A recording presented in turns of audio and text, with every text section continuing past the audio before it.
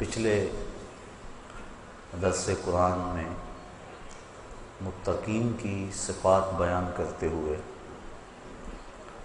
ان کا ایمان بالکتب بیان کیا گیا۔ متقین کی جو خوبی بیان فرمائی گئی اس کا تذکرہ ہوگا۔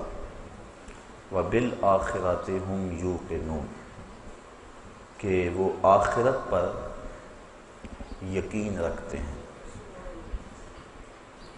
یہ متقین کی ایک صفت ہے جس کا یہاں بیان ارشاد فرمایا گیا۔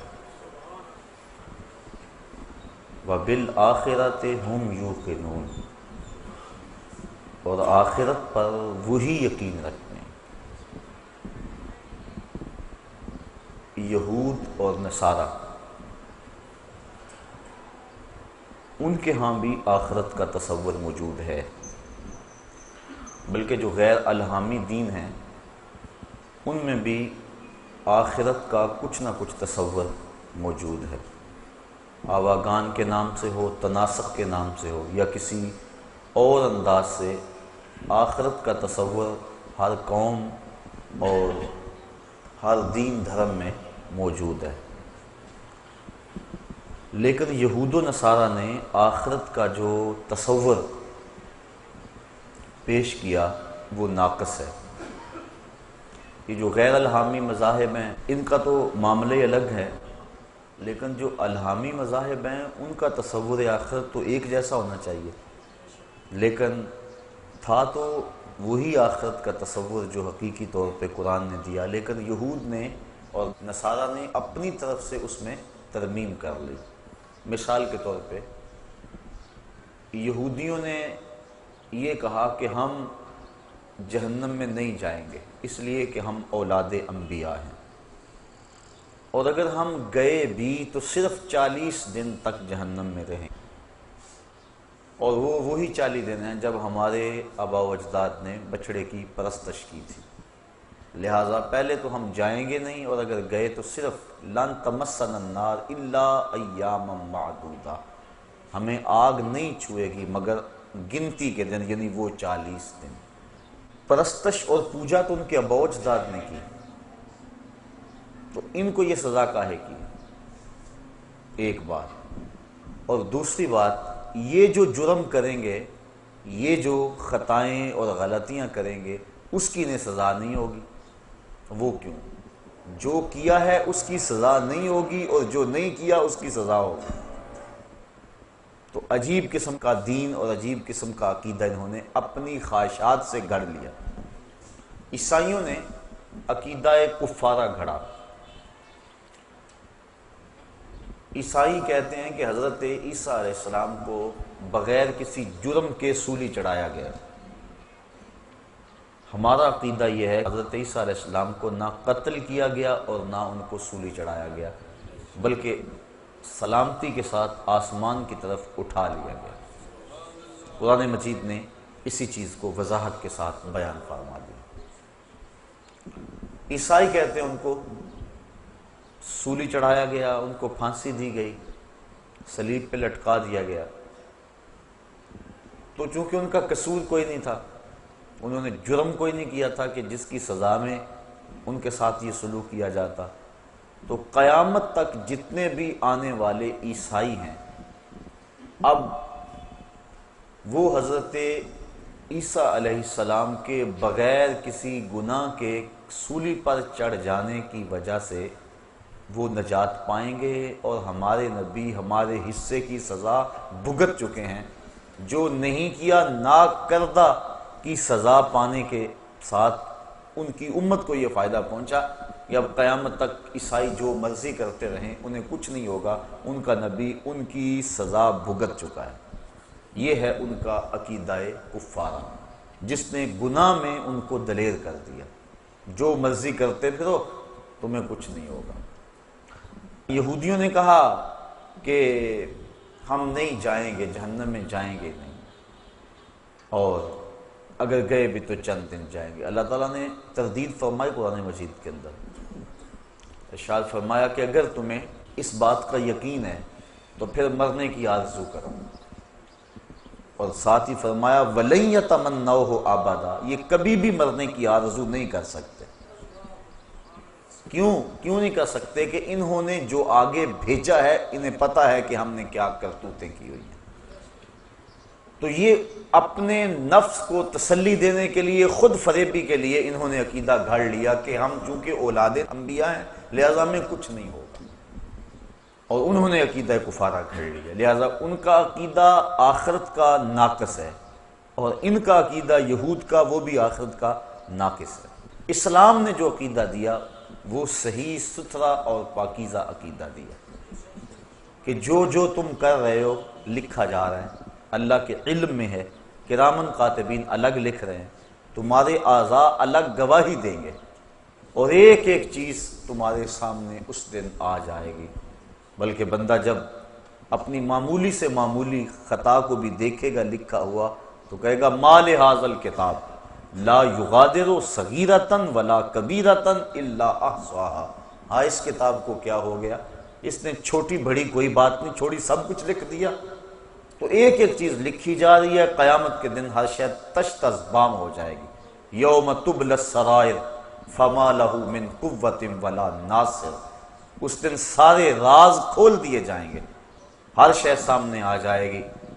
تو اللہ تعالیٰ اگر چاہے گا تو اپنے کرم سے کسی کو معاف کر دے گا، لیکن اگر وہ سزا دینا چاہے تو کوئی شخص دم نہیں مار سکتا۔ اس لیے اس دنیا کے اوپر انسان سے گناہ سرزد ہو جائیں تو وہ توبہ کرے، توبہ سے گناہ ختم ہو جاتے ہیں، مٹ جاتے ہیں، بلکہ گناہ نیکیوں میں بدل جاتے ہیں۔ اور اگر وہ توبہ کے بغیر اس دنیا سے چلا گیا، اس کے نامہ اعمال کے اندر وہ گناہ موجود رہے، تو پھر اس کو اس کی سزا بھگتنا ہوگی۔ اللہ اپنی مرضی سے چاہے تو درگزر فرما لے۔ جو حقوق العباد ہیں، بندوں کے جو حق ہیں، وہ قیامت کے دن بھی معاف نہیں ہوں گے، انہیں اللہ تعالیٰ جل شانہ صاحبان حق کے سپرد کرے گا۔ اور اگر کسی نے کسی کے 2 پیسے بھی دبا لیے ہوئے ظلمن، تو 700 با جماعت نماز اس کے بدلے میں لے لی جائے گی۔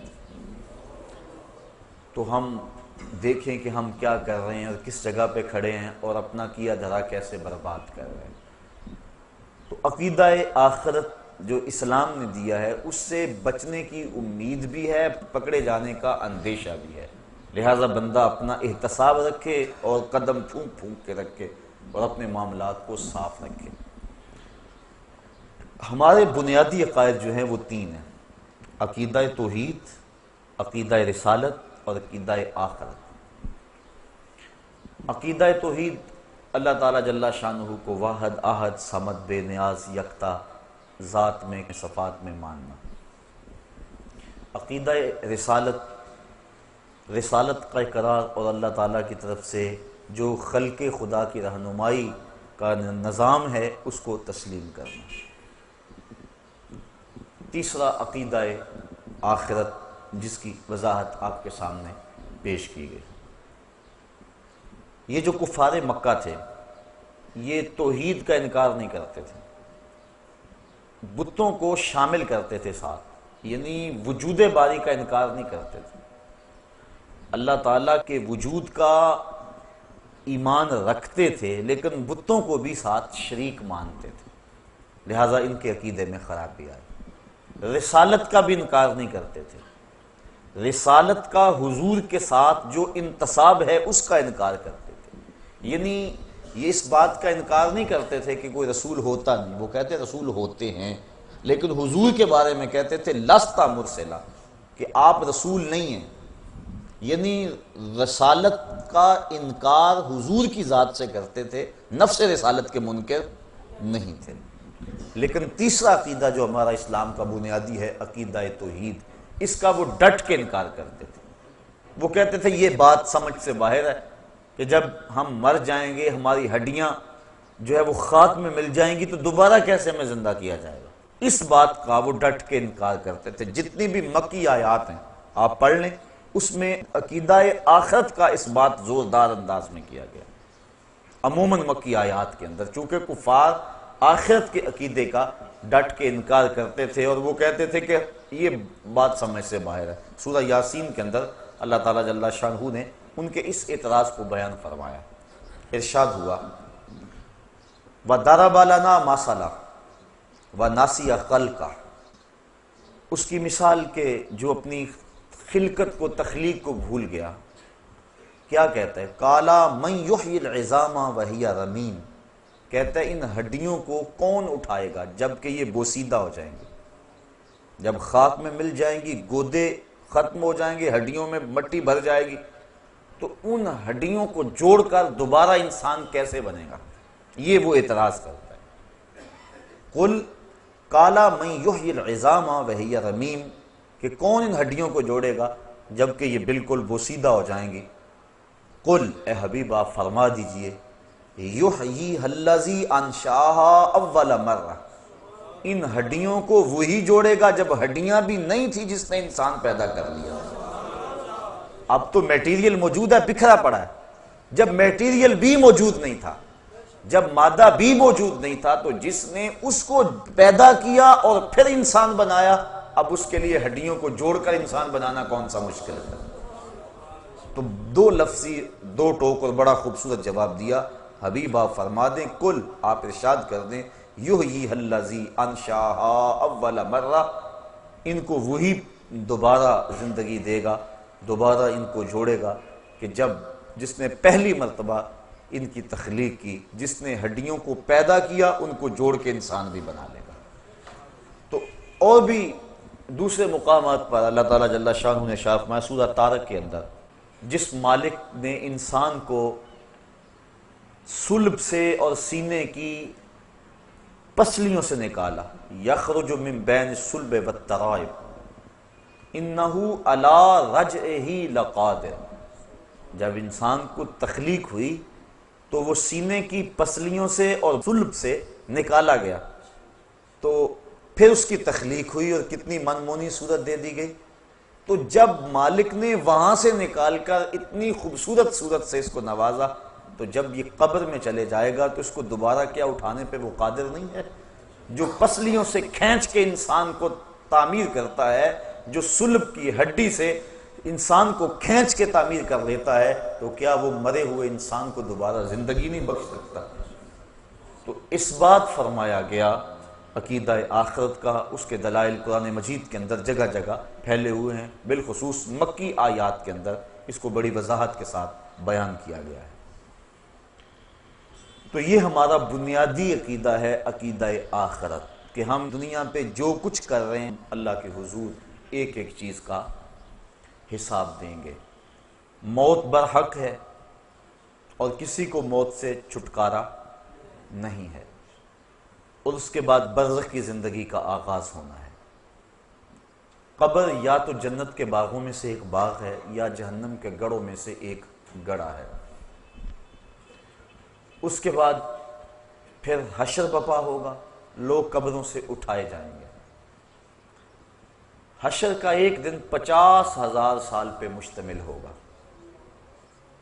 ترازو نصب ہوگا، لوگوں کے اعمال تولے جائیں گے، اچھے برے اعمال کا وزن ہوگا۔ آج جو پلڑا بھاری ہوتا ہے وہ نیچے کو جھک جاتا ہے، لیکن میزان کا معاملہ برعکس ہے، جو پلڑا بھاری ہوگا وہ اوپر کو اٹھے گا، چونکہ نیکیاں نور ہوتی ہیں اور نور کی اٹھان اوپر کی طرف ہوتی ہے، تو وہ بھاری پلڑا جو ہے وہ اوپر کی طرف اٹھے گا۔ اس کے بعد پھر پل صراط سے گزرنا ہوگا، اور وہ بال سے باریک ہے، تلوار سے تیز ہے، اور جہنم کی پشت کے اوپر نصب ہے۔ کوئی بجلی کی سرعت کے ساتھ گزر جائے گا، کوئی تیز رفتار گھوڑے کی طرح گزر جائے گا، کچھ پیدل انسان کی طرح، اور کچھ جو ہے وہ جس طرح انسان بڑی مشکل سے چلتا ہے، جس کے پاؤں ہاتھ نہ ہو، اس انداز سے سست روی سے چلے گا، اور کچھ کٹ کر اس کے اندر گر پڑیں گے۔ اور جہنم اور دوزخ اللہ تعالیٰ کے قہر و غضب اور اس کی رضا کے مظہر ہیں۔ جس پہ اللہ راضی ہوگا اس کو جنت میں بھیجے گا، جس پہ ناراض ہوگا اس کو جہنم میں ڈالے گا۔ جہنم کی آگ جو ہے وہ اس دنیا کی آگ کے بدلے میں 70 گنا تیز ہے، بلکہ علماء لکھتے ہیں کہ اگر اس جہنم سے کسی شخص کو نکال کر اس دنیا کی آگ میں ڈالا جائے تو اسے نیند آ جائے، یعنی اس قدر تیز ہے وہ اس آگ کے مقابلے میں۔ جبریل امین سے حضور نے پوچھا کہ مجھے جہنم کے عذابوں کا تذکرہ سناؤ۔ عرض کی حضور سب سے ہلکا عذاب جہنمی کو جو دیا جائے گا وہ یہ ہے کہ اس کے پاؤں میں آگ کے جوتے ہوں گے، باقی پورا بدن اس کا سلامت ہوگا، صرف پاؤں میں آگ کے جوتے رکھے جائیں گے۔ یہ خفیف ترین عذاب ہے۔ یغلی منہما دماغہ، جوتے پاؤں میں ہوں گے لیکن دماغ پگھل کے ناک اور کانوں کے راستے سے باہر آ جائے گا۔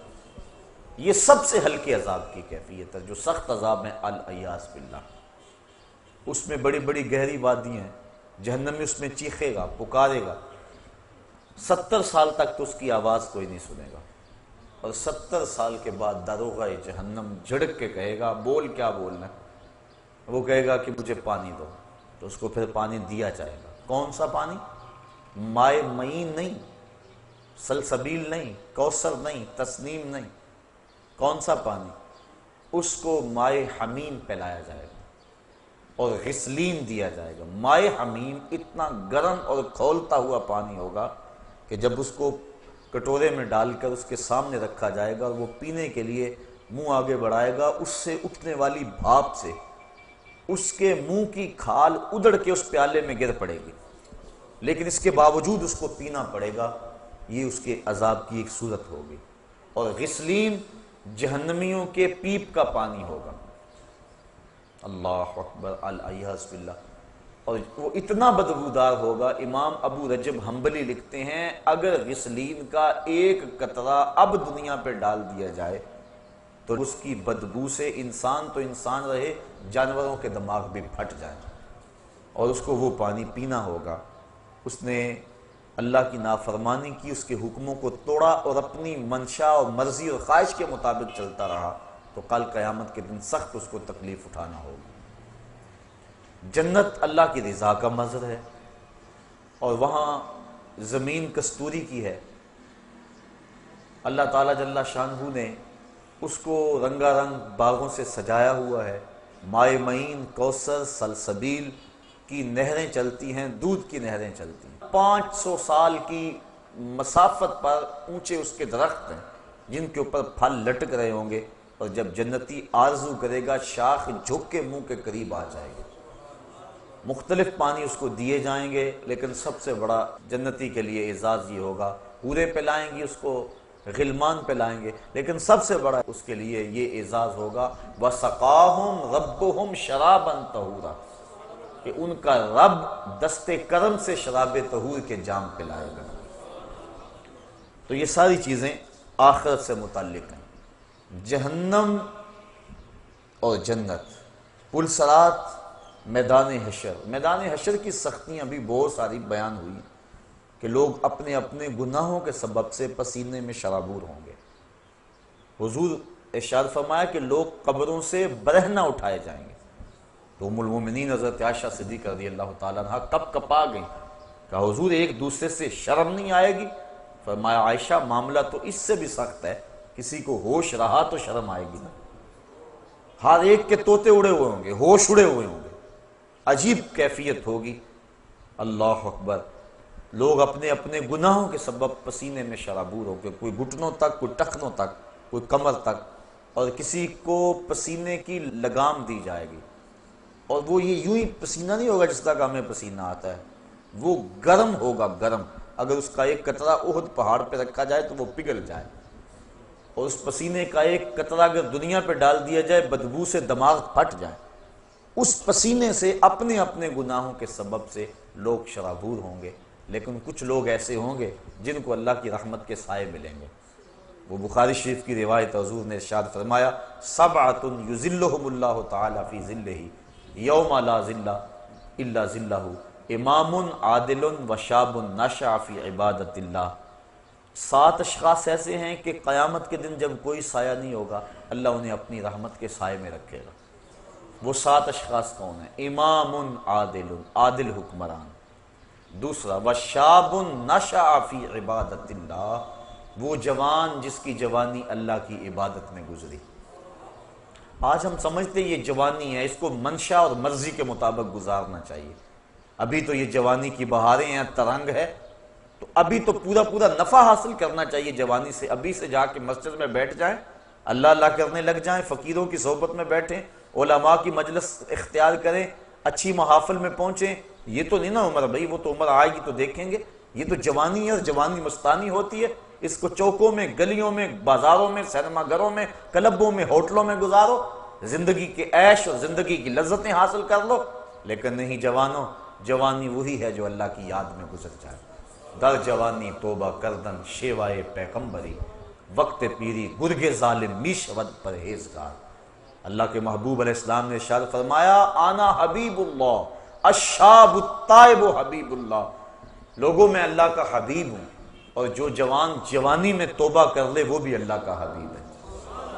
ذرا دیکھیے تو صحیح، کتنی بڑی بات ہے کہ نوجوان اللہ کا حبیب اور محبوب کہلاتا ہے، جو جوانی کی خواہشات کو کچل کر اللہ کی رضا کے لیے جیتا ہے، اللہ کی رضا کے لیے شب و روز گزارتا ہے۔ آقا کریم فرمایا وَشَابٌ نَشَأَ فِي عِبَادَةِ اللَّهِ، وہ جوان جس کی جوانی اللہ کی عبادت میں گزری، کل قیامت کے دن جب کوئی سایہ نہیں ہوگا، اس کو اللہ کی رحمت کے سائے نصیب ہوں گے، عرش الہی کے ٹھنڈے سائے تلے ہوں، اور جو اس سائے تلے ہوگا اس کو نہ پیاس ہوگی، نہ بھوک ہوگی، نہ رسوائی ہوگی، اور اس کو جام کوثر دیا جائے گا۔ اور جس کو جام کوثر مل گیا، ایک گھونٹ بھی اگر اس کا پی لیا تو 50,000 سال کے دن میں ایک لمحہ بھی اس کو پیاس نہیں لگے گی۔ یہ زندگی جس پہ ہم بھروسہ کرتے ہیں، اس کی اوقات اور حیثیت کیا ہے؟ ہم پتہ نہیں کیوں غافل ہو گئے۔ ہم نے کبھی اس نہج پہ سوچا ہی نہیں ہے کہ ہم تھوڑے سے عرصے کو خوبصورت بنانے کے لیے، رنگین بنانے کے لیے، پر آسائش بنانے کے لیے اس زندگی کو برباد اور تباہ کر لیتے ہیں جو ابدی اور سرمدی اور نہ ختم ہونے والی۔ آپ ذرا اندازہ کیجئے ہماری ساری زندگی کتنی ہے؟ 50 سال 45 سال ایوریج نکالی ہے ماہرین نے، بر صغیر کے لوگوں کی زندگی۔ چلو 50 سال لگا لو، 60 سال لگا لو، 70 سال لگا لو، یہ کل زندگی ہے نا، اگر تبھی زندگی پائیں تو اتنی زندگی 70 سال لگا لو، چلو 80 سال لگا لو، لیکن آخرت کا ایک دن، صرف ایک دن 50,000 سال کا۔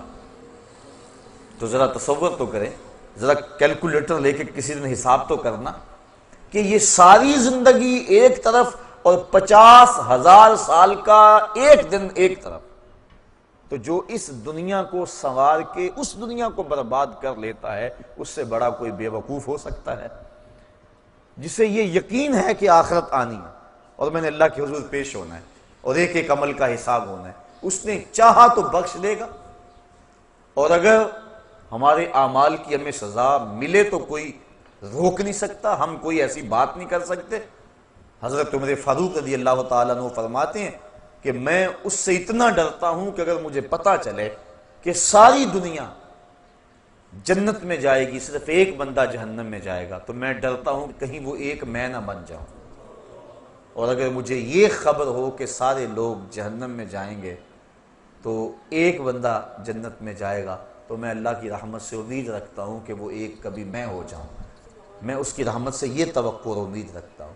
تو یہ بات ذہن نشین رہے کہ بڑے بڑے لوگ جن کی زندگی تقوی اور طہارت سے عبادت تھی، وہ اپنی زندگی کتنی احتیاط سے گزارتے تھے، لیکن اس کے باوجود خشیت الہی کے جذبے کتنے تھے۔ ہم بھول گئے کہ ہم نے مالک کی حضور پیش ہونا ہے، اور یہ بات پکی ہے، اگر آنکھیں بند کر لیں اور دنیا کی مستی میں کھو جائیں اور پرواہ نہ کریں، یہ الگ بات ہے، لیکن اس کا یہ مطلب نہیں ہے کہ وہ مرحلہ آنے والا نہیں ہے۔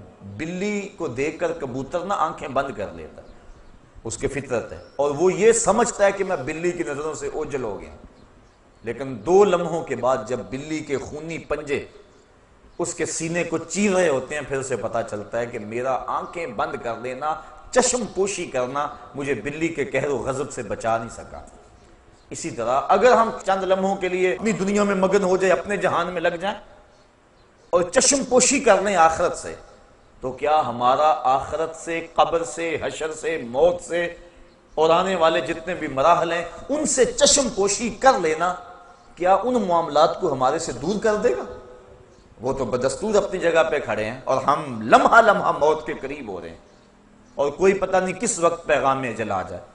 موم کو آپ رکھ دیں دھوپ میں تو کتنی دیر تک اپنا وجود برقرار رکھ پائے گی؟ برف قطرہ قطرہ پگھل پگھل کے پگھل جائے گی، جب گنتی الٹی شروع ہو جائے تو پھر کام جلدی زیرو تک پہنچ جاتا ہے۔ یہ سانسوں کی گنتی الٹی شروع ہے، زندگی کی برف پگھل رہی ہے، ہم سمجھتے ہیں ہم بڑے ہو رہے ہیں لیکن ہم چھوٹے ہو رہے ہیں، ایک ایک لمحہ ہمارا ایک ایک قدم اٹھنے والا موت کے قریب ہو رہا ہے، اور موت کے قریب ہم پہنچ رہے ہیں، لیکن اس کے باوجود کتنی دیدہ دلیری ہے کہ ہم اس کی تیاری نہیں کرتے۔ وہ شخص کتنا غافل ہے جسے یہ یقین ہے کہ موت آنی ہے اور میں نے اللہ کے حضور پیش ہونا ہے اور میرے ایک ایک عمل کا حساب ہونا ہے، اور پھر وہ پریشان نہیں ہوتا اور اچھے اعمال کی کوشش نہیں کرتا۔ تو آخرت کا عقیدہ ہمیں، جو مسلمانوں کو عقیدہ آخرت دیا گیا ہے، یہ عقیدہ انسان کی زندگی میں عمل کی بہار لاتا ہے، رونق لاتا ہے عمل کی، کہ چلے گئے دوسرے، میں نے بھی چلے جانا ہے اور وہاں ایک ایک ذرے کا حساب لیا جانا ہے۔ ثم لتسألن یومئذ عن النعیم، اس دن ایک ایک نعمت کے بارے میں پوچھا جائے گا۔ آج مجھے بھی موقع ہے، آج آپ کو بھی موقع ہے، آج زندگی کی ڈوری لٹکی ہوئی ہے، سانس چل رہی ہے، آج اگر توبہ کریں تو توبہ کا دروازہ کھلا ہوا ہے، آج اگر ہاتھ پھیلائیں تو مالک قریب ہو کے بندوں کی سن رہا ہے۔ ابھی مغرب سے سورج طلوع نہیں ہوا، ابھی باب توبہ واہ ہے، کھلا ہوا ہے، ہماری زندگی، صحت، سب کچھ موجود ہے۔ اب اگر ہم اس کے حضور توبہ کے آنسوؤں سے اپنے گناہوں کے دفتر میں لکھی ہوئی بدیوں کو مٹانے کی کوشش کریں تو وہ مٹ سکتی ہیں، بلکہ وہ نیکیوں میں بدل سکتی ہیں، کیونکہ اللہ تعالیٰ نے قرآن مجید میں فرمایا ہم ان کے گناہوں کو نیکیوں میں تبدیل کر دیتے ہیں جو سچی توبہ کرتے ہیں۔ التائب من الذنب کمن لا ذنب لہ، گناہوں سے توبہ کرنے والا ایسا ہے جس طرح اس نے کوئی گناہ کیا ہوا ہی نہیں ہے، سارے گناہ اس کے مٹ جاتے ہیں، وہ ایسے پاک ہو جاتا ہے جس طرح ماں کے پیٹ سے اس نے جنم لیا ہو۔ یہ کتنی کرم نوازی، اگر ایسا موقع بھی نہ دیا جاتا، جو کر لیتے اس کی سزا ہو کے رہنی ہے، پھر تو پھنس گئے تھے، مسئلہ بن گیا تھا۔ لیکن یہاں ہے تم نے جتنے مرضی گناہ کیے ہیں، آؤ مالک کی چوکھٹ پہ آ جاؤ، ندامت کا اظہار کرو، شرمسار ہو جاؤ اور ہاتھ پھیلا کے کہو مالک ہم سے غلطی ہوگی، ہم تجھے بھولے رہے، دنیا کی بھول بھلائیوں میں پھنسے رہے، ہمیں پتہ ہی نہیں کھتے تیرے حضور ہم نے پیش ہونا ہے، اور اس کا اذعان و یقین تو تھا، لیکن شیطان نے ایسی غفلت طاری کر دی کہ ہم سے کتنی خطائیں سازد ہوگی۔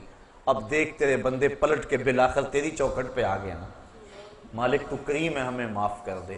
اللہ تعالیٰ فرشتوں کو کہتا ہے میرے فرشتوں دیکھو یہ میرا بندہ بالآخر میرے در پہ ہی آیا ہے نا، تم گواہ ہو جاؤ میں نے اپنے اس بندے کی مغفرت فرما دی۔ آقا کریم صلی اللہ علیہ وسلم نے ارشاد فرمایا جب کوئی بندہ جنگل میں جا رہا ہو تو جنگل کے اندر اس کا اونٹ گم ہو جائے، جس کے اوپر اس کے کھانے کا سامان بھی تھا، اس کے پینے کا پانی بھی تھا، اور وہ سو گیا، اونٹ گم ہو گیا۔ اب وہ اٹھا دائیں بائیں دیکھا، اونٹ نہیں مل رہا، صحرا ہے، اب اس کا کھانا بھی وہی، پانی بھی وہی اسی اونٹ پہ۔ اب وہ موت کا انتظار کرنے لگا تھک ہار کے، اور اچانک اس کی آنکھ لگ گئی۔ پھر جب اس کی آنکھ کھلی تو اونٹ جو ہے وہ اس کے پاس کھڑا تھا، تو وہ بڑا خوش ہوا اور کہنے لگا اے اللہ میں تیرا رب اور تو میرا بندہ۔ کہنا تو یہ تھا نا کہ میں تیرا بندہ اور تو میرا رب۔ تو اس نے جلدی میں اور اس قدر سے خوشی ہوئی کہ خوشی سے مغلوب ہو گیا، اور اسے لفظ بھی یاد نہ رہے کہ میں کیا کہہ رہا ہوں، تو اس نے یہ کہہ دیا کہ اے میرے اللہ تو میرا بندہ اور میں تیرا رب، یعنی اس نے یہ خوشی سے کہا، اس قدر مغلوب ہو گیا۔ تو فرمایا کہ صحابہ اس بندے کو جب اونٹ مل گیا اور اس نے مغلوب ہو کے یہ بات کہی، بتاؤ اس کو اونٹ ملنے سے کتنی خوشی ہوئی؟ کہا کہ حضور بہت زیادہ۔ فرمایا جس قدر اونٹ ملنے سے اس کو خوشی ہوئی، جب بندہ توبہ کرتا ہے اللہ اس سے بھی زیادہ خوش ہوتا ہے۔ تو ذرا دیکھو تو صحیح، بلا جس نے جرم کیا ہوا ہو، جو بھاگا ہوا ہو، جب پلٹ کے آئے تو کیا حالت ہوتی ہے؟ باپ کے در سے بھاگا ہو یا ماں کے پاس سے بھاگا ہو، استاد سے بھاگا ہو یا تھانے سے بھاگا ہو، جیل خانہ سے بھاگ گیا ہو یا کسی اور جگہ سے بھاگ گیا ہو، بھاگا جب پلٹ کے آتا ہے تو اسے پتہ ہوتا ہے کہ میرے ساتھ کیا سلوک ہونے والا ہے۔ لیکن یہ در ایسا در ہے جب بھاگا ہوا پلٹ کے آتا ہے اللہ کی رحمت بڑھ کے اس کا استقبال کرتی ہے۔ میرے بندے تو واپس آ گیا ہے، تو اللہ تعالیٰ جل شانہ کی رحمتیں بڑھ کر اپنے اس بندے کا استقبال کرتی ہیں۔ تو اس عنوان سے بہت کچھ کہا جا سکتا ہے، میں یہی کہوں گا کہ آج موقع ہے، اللہ نے صحت دی ہے، اللہ نے جوانی دی ہے، اگر کوئی بڑھاپا ہے تو بڑھاپے میں بھی توبہ۔ اب تو وہ کیا کہتے ہیں، سورج غروب ہونے کے قریب ہے، دیگرتے دن گیا محمد اوڑک نو ڈب جانا۔ ویسے تو پتہ بچے بوڑھے جوان کا بھی نہیں ہے۔ حضرت امام غزالی فرماتے ہیں معاشرے میں ذرا نظر دوڑا کے دیکھو، بچے زیادہ نظر آتے ہیں یا بوڑھے یا جوان؟ کہا تمہیں بچے زیادہ نظر آئیں گے۔ کہا اس کا مطلب یہ ہے کہ لوگ جوان کم ہوتے ہیں، زیادہ بچپن میں مر جاتے ہیں۔ تو میں پھر دیکھو جوان زیادہ ہیں یا بوڑھے زیادہ ہیں؟ کہا بوڑھے کم نظر آئیں گے، جوان زیادہ نظر آئیں گے۔ کہا اس کا مطلب یہ ہے کہ لوگ بڑھاپے تک کم پہنچتے ہیں، زیادہ لوگ جوانی میں موت کے منہ میں چلے جاتے ہیں۔ اور اگر کسی کو اللہ نے یہ مہلت دے دی کہ وہ بوڑھا ہو گیا تو پھر اس کو اب بڑھاپے میں بھی اپنے رب سے دور نہیں رہنا چاہیے، اور جوان کو جوانی کے لمحوں کو غنیمت سمجھنا چاہیے، اور اپنے رب کی حضور رجوع لانا چاہیے، پچھلے گناہوں سے توبہ کرنا چاہیے، آخرت کا عقیدہ مضبوط سے مضبوط تر ہو، اور اسے یقین ہو کہ میں نے اللہ کے حضور پیش ہونا ہے، اور یہ عقیدہ اور یہ اذعان و یقین اس کو آخرت کی سختیوں سے بچا سکتا ہے، اس کی زندگی میں انقلاب لا سکتا ہے۔ میں اور آپ تیزی کے ساتھ موت کی طرف بڑھ رہے ہیں۔ پوچھا گیا نا زندگی اور موت کے بارے میں کیا خیال ہے؟ عرض کی فجر کی نماز پڑھی ہے، پتہ نہیں ظہر پڑھیں گے یا کہ نہیں۔ کہا اتنی لمبی امیدیں لگائے بیٹھے ہو، کہا ظہر پڑھی ہے، پتہ نہیں عصر پڑھیں گے یا کہ نہیں۔ کہا طول عمل کی بات کہی، کہا عصر پڑھی ہے، پتہ نہیں مغرب پڑھ سکیں گے یا کہ نہیں۔ ایک نے بولا ایک رکعت پڑھی ہے، پتہ نہیں دوسری رکعتیں بھی پڑھیں گے کہ نہیں۔ فرمایا یہ سب کچھ تم کہتے ہو، میں تو یوں کہتا ہوں ایک طرف سلام پھیرا ہے، پتہ نہیں دوسری طرف سلام بھی پھیر سکیں گے یا کہ نہیں۔ اور آپ دیکھتے ہیں کہ اچانک ایک بندہ موت کے منہ میں چلا جاتا ہے، ہم سمجھتے ہیں یار یہی تو بھی تھا تھوڑی دیر قبل، لیکن اچانک موت دبوچ لیتی ہے۔ تو قبل اس سے کہ وہ وقت آن پہنچے اور کوئی حجت باقی نہ رہے، مجھے اور آپ کو اپنے اعمال کی اصلاح کر لینی چاہیے۔ اللہ تعالیٰ نے موقع دیا، بار بار توبہ کا موقع دیا، اور اس انداز سے پچھلی امتوں کو سہولت نہیں تھی جس انداز سے امت مصطفیٰ کو عطا کی گئی تھی۔ اور پھر دوسری بات یہ ہے کہ تھوڑا بھی عمل کرو گے، اس امت کو یہ اعزاز بخشا گیا ہے، تھوڑے عمل پہ بڑا اجر و ثواب رکھا گیا۔ آقا کریم فرمایا ایک بندہ فجر سے ظہر تک کام کرتا ہے، اس کو 1 درہم ملتا ہے۔ ایک ظہر سے عصر تک کام کرتا ہے، وقت تھوڑا، اس کو آدھا درہم ملنا چاہیے لیکن اس کو بھی 1 درہم ملتا ہے۔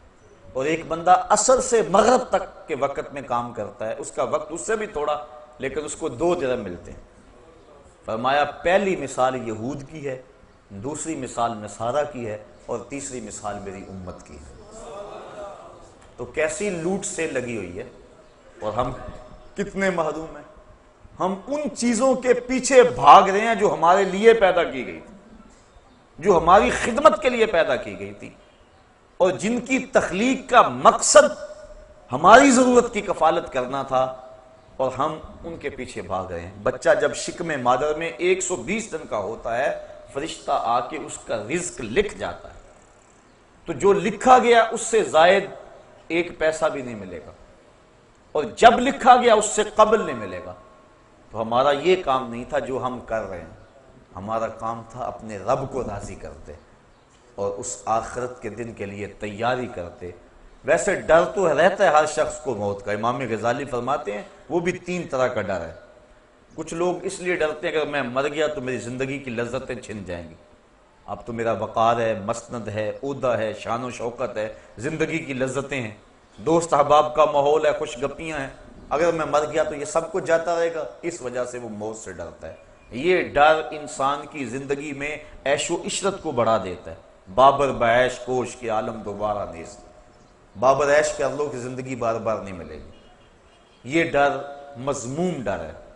کچھ لوگ موت سے اس لیے ڈرتے ہیں کہ اگر میں مر گیا تو میرے بوڑھے ماں باپ کا کیا بنے گا، میں تو گھر کا واحد کفیل ہوں، اور میرے ماں باپ کو اگر میری وفات کی اچانک خبر پہنچ جائے، بڑھاپے میں اب وہ ہیں، انہوں نے پالا پوسا جوان کیا، اب میرے سے نفع حاصل کرنے کے دن ہیں ان کے، اگر میں مر گیا تو ان کے دل پہ کیا بیتے گی، میرے بچے یتیم ہو جائیں گے، در در کے دھکے ان کا مقدر ہوں گے، میری بیوی بیوہ ہو جائے گی۔ وہ اس خیال سے ڈرتا ہے، میرے دوست کس صدمے میں دو چار ہوں گے، وہ اس خیال سے تڑپ جاتا ہے، اور موت کا خوف اس کے دل میں آنا شروع ہو جاتا ہے، اور وہ رونے لگ جاتا ہے یا پریشان ہو جاتا ہے۔ یہ ڈر بھی انسان کی زندگی میں لالچ کو، ہوس کو بڑھا دیتا ہے، اکٹھے کر لو تاکہ بعد والے پریشان نہ ہو، جو کچھ آج کل ہے ہو رہا ہے۔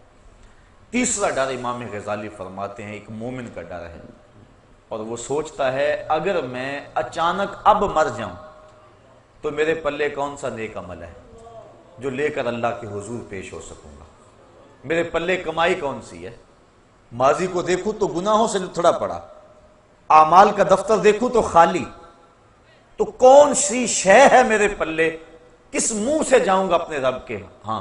حضرت سری سختی ایک بزرگ ہیں، حضرت جنید بغدادی کے شیخ اور ماموں لگتے ہیں رشتے میں، فرماتے ہیں میں تو اس بات سے ڈرتا ہوں کہ اپنے رب کا سامنا کیسے کروں گا، اس نے مجھے کیا دیا اور میں نے کیا کیا اس کے لیے۔ اور حضرت اقبال، علامہ اقبال کہتے ہیں میں تو اس بات سے ڈرتا ہوں کہ میں رسول کریم کا سامنا کیسے کروں گا، اور اللہ کی بارگاہ میں عرض کرتے ہیں تو غنی از ہر دو عالم من فقیر، روز معاشر عذر ہائے من پذیر، گر تو می بینی حسابم ناگزیر، از نگاہ مصطفیٰ پنہا بگیر۔ اے اللہ میرا حساب نہ لینا، مجھے یوں ہی معاف کر دینا، اور اگر میرا حساب لینا ضروری ٹھہرا تو کم از کم حضور کے سامنے نہ لینا، مجھے حضور سے شرم آئے گی۔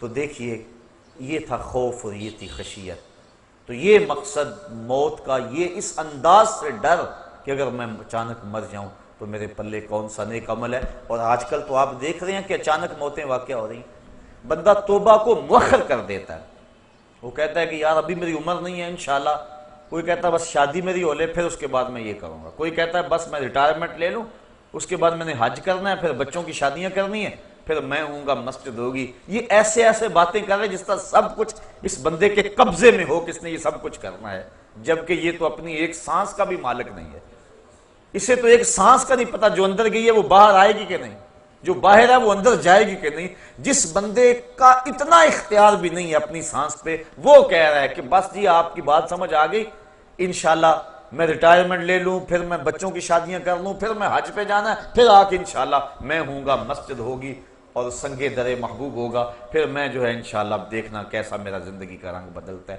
یہ وہ شخص کہہ رہا ہے جس کے قبضے میں ایک سانس بھی نہیں ہے، ابھی میں جوان ہوں، بس تھوڑی عمر اور ہو جائے، بس آپ انتظار کر لیں۔ یہ وہ کہہ رہا ہے، یہ نفس اندر سے آوازیں دے رہا ہے، یہ شیطان اس کو ایسی باتیں سکھا اور پڑھا رہا ہے تاکہ وہ توبہ کو مؤخر کر لے، اور اچانک اگر موت آ جائے تو یہ بری موت مرے، چونکہ اچانک موت سے تو حضور نے بھی پناہ مانگی نا، اللہم انی اعوذ بک من الموت الفجاۃ، اے اللہ اچانک موت سے میں تیری پناہ مانگتا ہوں، یعنی اچانک موت سے پناہ مانگی۔ آج کل تو کئی ڈھب ہیں اچانک موت کے، ایکسیڈنٹ ہو گیا، بم دھماکے ہو گئے، بیماریاں ایسی ہیں، اچانک بندہ اس دنیا سے چلا جاتا، اس کو توبہ کی توفیق ہی نہیں ملتی۔ تو انسان توبہ کو مستقبل پہ مؤخر کرے تو ایک تو اسے مستقبل کی خبر نہیں ہے، اور دوسرا اب وہ مؤخر کر رہا ہے جو حالت اس کے دل کی اب ہے، تو اس کے باوجود وہ مؤخر کر رہا ہے، تو جب 4 سال گزر جائیں گے دل اور سخت ہو جائے گا، تو کیا پھر اس کو ہو سکتا ہے خیال بھی نہ آئے کہ میں توبہ کر لوں؟ تو جو حالات اب ہیں وہ شاید اس وقت نہ ہو، تو توبہ میں تاخیر کرنا یہ بھی بہت بڑی معرومی ہوتی ہے۔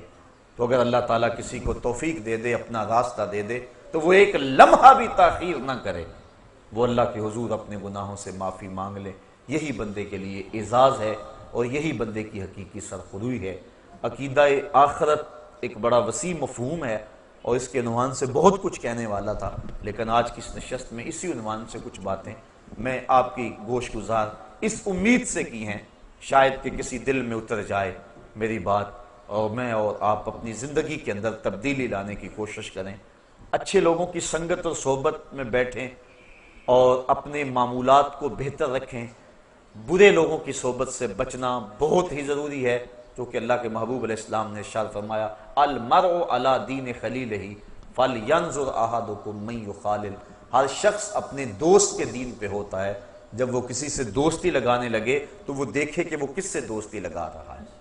اس لیے ہم نے کسی سے تعلق جوڑتے ہوئے پہلے دیکھنا ہے کہ اس کے معمولات کیا ہیں۔ اگر کوئی غافل ہے تو پھر نمازی کو بھی وہ غافل کر دے گا، اور اگر کسی نماز پڑھنے والے سے دوستی ہے تو پھر ایک دن وہ اس کو کھینچ کے مسجد کی طرف لے جائے گا۔ اس لیے میں اور آپ اپنی دوستیاں، اپنے دائیں بائیں کے ماحول، اچھے لوگوں کی سنگت اور صحبت اختیار کیا کرو، اور اچھی چیزیں سننے کو ملیں تو اس کے لیے وقت نکالا کرو۔ اللہ مجھے آپ کو توفیق عمل عطا کر دے، اور میری دل کی اتھاہ گہرائیوں سے آپ اگر میرے دل کو دیکھ سکے تو میرے دل کے اس وقت جذبات کیا ہیں، میرے دل کی اتھاہ گہرائیوں سے آپ سب کے لیے، اس مجلس میں موجود نوجوانوں کے لیے بالخصوص بے پناہ محبتوں کے جذبات ہیں، اور میرے دل کی آرزوئیں اور تمنا یہ ہے مالک ان سب ساتھیوں کو اپنے عرش کا ٹھنڈا سایہ نصیب فرما دے، اور یہ تبھی ممکن ہے کہ ہم اپنی زندگی کو بدلیں۔ تو بات یہاں سے چلی تھی وَشَابٌ نَشَأَ فِي عِبَادَةِ اللَّهِ، وہ جوان جس نے جوانی اللہ کی عبادت میں گزاری۔ اور اگلا فرمایا وَرَجُلٌ قَلْبُهُ مُعَلَّقٌ بِالْمَسَاجِدِ، وہ آدمی جس کا دل مسجد کے ساتھ لگا رہتا ہے، اس کو ڈھونڈو تو مسجد میں ملے گا، تلاش کرو تو اللہ کے گھر میں ہوگا۔ لوگ تو کہتے ہیں فلاں مسیتڑ ہو گیا ہے، لیکن اس مسیتڑ کی قدر و قیمت کا کل قیامت کے دن خبر ہوگی، پتہ چلے گا۔ اور چوتھا شخص وَرَجُلٌ دَعَتْهُ امْرَأَةٌ ذَاتُ مَنْصَبٍ وَجَمَالٍ فَقَالَ إِنِّي أَخَافُ اللَّهَ، وہ مرد، وہ جوان جس کو کسی عورت نے دعوت گناہ دی، اور وہ عورت بھی معمولی نہیں تھی، ذات و منصب و جمال، حسن کی پیکر تھی اور صاحب منصب تھی، اس نے اس کو اپنی طرف لبھانا چاہا۔ اب اس نوجوان نے کیا اس کی پیشکش کو قبول کر لیا؟ قدموں میں بچھتے ہوئے حسن کو اس نے ٹھکراتے ہوئے کہا انی اخاف اللہ، تیری بات کیسے مانوں، مجھے خدا سے ڈر لگتا ہے۔ یہ کہہ کے اس نے حسن کی پیشکش کو ٹھکرا دیا۔ حضور فرماتے ہیں کل قیامت کے دن جب کوئی سایہ نہیں ہوگا، اس جوان کو اللہ اپنے عرش کا ٹھنڈا سایہ نصیب فرمائے گا۔ کام اس نے بہت بڑا کیا، بہت بڑی بات تھی جو اس نے کی، اور یقیناً اس کو اس کا صلہ کل قیامت کے دن عطا کیا جائے گا۔ وَرَجُلَانِ تَحَابَا فِي اللَّهِ اجْتَمَعَا عَلَيْهِ وَتَفَرَّقَا إِلَيْهِ، اور وہ دو آدمی جو اللہ کے لیے جیے، اللہ کے لیے ملے اور اللہ کے لیے الگ ہوئے۔ وَرَجُلٌ تَصَدَّقَ بِصَدَقَةٍ فَأَخْفَاهَا حَتَّى لَا تَعْلَمَ شِمَالُهُ مَا تُنْفِقُ يَمِينُهُ، اور وہ شخص جس نے خلوت میں کسی کو صدقہ دیا اور دائیں نے صدقہ کیا، بائیں کو خبر نہ ہوئی۔ اور ساتواں شخص وَرَجُلٌ ذَكَرَ اللَّهَ خَالِيًا فَفَاضَتْ عَيْنَاهُ، تنہائی میں بیٹھا تھا، اللہ اللہ جپ رہا تھا کہ اس کی آنکھ سے خوف خدا کی وجہ سے آنسو چھلک پڑے۔ فَفَاضَتْ عَيْنَاهُ، آنکھیں بہہ پڑی۔